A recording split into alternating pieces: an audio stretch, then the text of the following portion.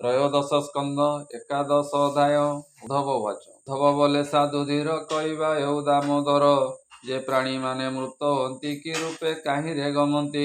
आंबर देह सुख घर केमते छाड़ी हुए पर, देहर आत्मा जे नुह आत्मा को स्नेह करे देई। कि रूपे छाड़ याकू पुण न आसई गृह को, कथा मन को मो धंदा केमते छाड़ी भई द्विधा। उद्धव पचारिलु जेते जम पुराणे कहे तोते, पूर्वे मु साधुपण मुखे प्रकाश करिअछि सुखे। जे प्राणीगण क आयुष काल विकाल परवेश, प्रथमे लौहर प्रतिमा देखान्ते अग्रते गणिमा। आत्मा को डाकंती जे आस ए घरे आसी बेगे पस, आत्मा बोलई ताकू चाही मोर अर्जिला घरई। याकू केमते छाड़िबी से घटे मुहि न पशिबी।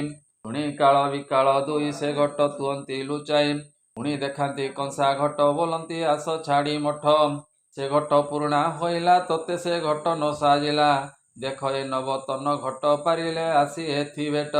उज्जवल बहुत अटई से घट मलिन दिशई, आत्मा बोलई तुम्बे शुण गर्भु ताहार मोर प्राण। संग होइण आसीअछि किपरि ताको मु छाड़ुछि, एणु ए घट न जोगाई ए घट न छाड़िबी मुई। पुणी से घट दूरे थोई पितल घटेक देखाई, बोलई आस आस छाड़ी ए दिव्य घट अछि गड़ी। देख केमते शोभा होई आत्मा तहिंकी गला नाई। पुणी दूते पाइले खंग तंबा प्रतिमा कले आगम, बोइले एणिकी तू चाह तू लोड़ुथिलु मने जाम। तहु अधिक शोभा एतिरे रह आसी तुई, माकू बोले आस तुई एतु तो सुख तई नाई। एहार संगे ते मुई दिव्य भुंजिली देह बई, खेलिण बुलुथिली मुई द्रव्य भुंजिली देह बई। मोर स्त्री भोग पुत्र भारी जानाना जोगम, एते कया घेनी हेला मते बहुत संभाଳିला। मुही केमते एथु जीवी तुमको प्रणाम करिबी। शुणी दूते पुणी विचारी रस प्रतिमा आग करी, होइले शुण आत्मा राम ए घट अति अनुपम।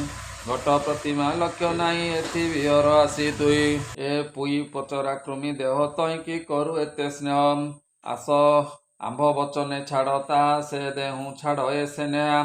आत्मा बोलई मंजू बाणी दूते बोलंती ताहा शुणी, ए रूपार घट स्थापी पुणी बोलंती सुकुमल वाणी। बेगे पशि तु एही घट से घटे पाइअछु कष्ट, केते हें दुखे तुई पड़ु शोक संतापे किंपा बुडु। करिछु जेतेक जे स्नेह व्यर्थे पड़ी हेउ लोक, तही तू कि सुख लभिछु आंब वचन न करुछु। देख मोहर घट शोभा ए घट सर्वकाळे जुवा, एथि पाइबु जेते सुख मनुष्य दे बड़ दुख। आत्मा बोलई शुण भाई तुम्बे कहिल जहि पाई, मुई याकू रसुताई आनंद सुखरे बुड़ई। भुंजई नाना भगवान करई व्रत तीर्थ पुण्यम, विष्णु दर्शने मुहि जाई निर्माल्य भक्षण करई। साधु संगते हरि कथा शुणई घटे थाई जता, मित्र फिरती सुख जेते लीला करई त संगते। एहा छाड़ी त न जोगाई जंजाल कर काहीं पाई, दूते बोलंती पुणी आस कहवा शुण उपदेश।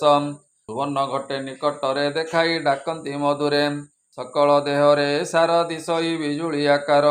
ए घट प्राय घट नाही घट देखिछु केते तुई, पुरुणा पकाइण आस ए नवतन घटे पसम।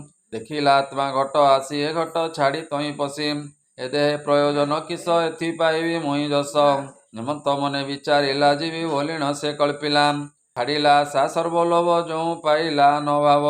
दूतକୁ आत्मा बोलुଅଛି ତୁମ୍ଭ ବଚନେ ମୁଁ ଯାଉଛି, ଆଣ ସେ ଘଟ ଯିବି ମୁହିଁ ଦୂତେ ଘଟ ଦେଲେ ଦେଖାଇ। ଘଟକୁ ଛାଡ଼ି ଗଲା ଡେଇଁ କାଳ ଜଗିଲା ଦ୍ୱାରେ ଯାଇ, ବିକାଳ ପ୍ରତିମା ଦେଖାଇ ବୋଲଇ ଆସ ବେଗ ହୋଇ। ଆତ୍ମା ଗୋଡ଼ାଏ ବେଗେ ତାକୁ ବିକାଳ ଗମଇ ଦୂରକୁ, ହେମନ୍ତ କେତେ ଦୂର ଗଲା ଫୁଟିଣ ସ୍ଥକିତ ହୋଇଲା।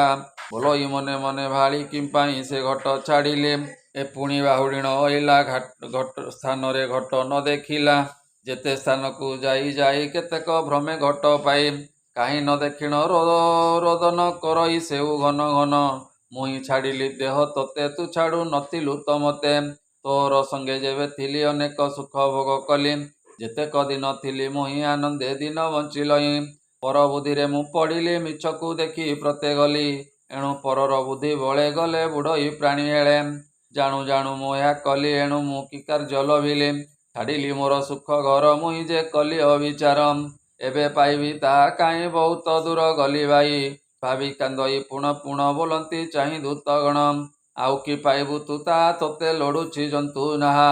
ଆତ୍ମାକୁ ଧରିବେନି ଜନ ଯଶୋବନ୍ତ ପୁରେ ଗମନ ପ୍ରବେଶ ରାଜାର ଛାମୁରେ କହନ୍ତି ଯେଉଁ କର୍ମ ତାରେ ଠାରେ ବିଚାର ସରଇ ପୁଣି ଦଣ୍ଡନ୍ତି ଜନ୍ତୁ ସାଇଁ ଏମନ୍ତ ଆତ୍ମାର କାରଣ କହିଲେ ଉଦ୍ଧବ ପାଷେଣ ଉଦ୍ଧବ ଏଇ ଭାବେ ଜାଣ ଏମନ୍ତ ହୁଅଇ ମରଣ ଆତ୍ମାକୁ ଦେହର ଟିଆସ ଦେହର ଆତ୍ମାକୁ ମୁହାସ ଏଣୁ ଏ ଆତ୍ମା ଦେହେ ଜଡ଼ି ଆତ୍ମାକୁ ତେଣୁ ଏ ନ ଛାଡ଼ି ଆତ୍ମା ସୁମରି ଦେହ କାନ୍ଦେ ଦେହ ସୁମରି ଆତ୍ମା କାନ୍ଦେ କେହି କାହାକୁ ନ ଛାଡ଼ଇ ଛାଡ଼ିଲେ ଯୋଡ଼ା ଆଉ ନାହିଁ ଏ ଦେହ ଯେ ସ୍ତ୍ରୀ ଆତ୍ମା ଭର୍ତ୍ତା ତେଣୁ ତାହାର ତାକୁ ଚିନ୍ତା ଦେହ ଗଲେ ଆତ୍ମା ନ ପାଇ ଏ ଆତ୍ମା ଗଲେ ନ ଆସଇ ରହିଲା ବୋଲି ଇଚ୍ଛା କଲେ ସେ ପ୍ରାଣୀ ନର ହୋଇ ଭଲେ ଯେଣେ ପରମାତ୍ମା ବାଞ୍ଛା ଦେହରୁ ଯାଇ ଯେଣେ ଇଚ୍ଛା ଏଣୁ ଏ ଆତ୍ମା ଦେହ ବୁଦ୍ଧି ଦେହ ଆତ୍ମାରେ ଛନ୍ଦା ଛନ୍ଦି ଶୁଣ ଉଦ୍ଧବ ଦେହ ମାର୍ଗ ଦେହକୁ ସରି ନୁହେଁ ସ୍ୱର୍ଗ କହିଲି ତୋତେ ମୁହିଁ ତା ଆତ୍ମଜ୍ଞାନରେ ହୁଅ ସ୍ନେହା ଉଦ୍ଧବ ଶୁଣି ତୋଷ ଚିତ୍ତ ବହୁତ କଲା ପ୍ରଣିପାତ ମୋର ଅଶେଷ ଜନ୍ମ ଦୁଃଖ ଏଳେ ଖଣ୍ଡିଲେ ପଦ୍ମମୁଖ ଦ୍ୱାରକା ଜଗନ୍ନାଥ ଦାସ ଯେତେ କହିଲେ କୃଷ୍ଣ ରସ କଳ ପାପ କ୍ଷୟ ହେଲା ଉଦ୍ଧବେ ଶ୍ରୀକୃଷ୍ଣ କହିଲା ଶ୍ରୀମଦ୍ ଭାଗବତେ ମହାପୁରାଣେ ପରମହଂସ୍ୟାଂ ସହିତାଂ 82 ତ୍ରୟୋଦଶ ସ୍କନ୍ଧେ ଆତ୍ମା ଅନ୍ୟ ଘଟ ପ୍ରବେଶ ନାମ 11 ଅଧ୍ୟାୟ। ବୋଲାନନ୍ଦେ କବାର ହରି ହରି ବୋଲ।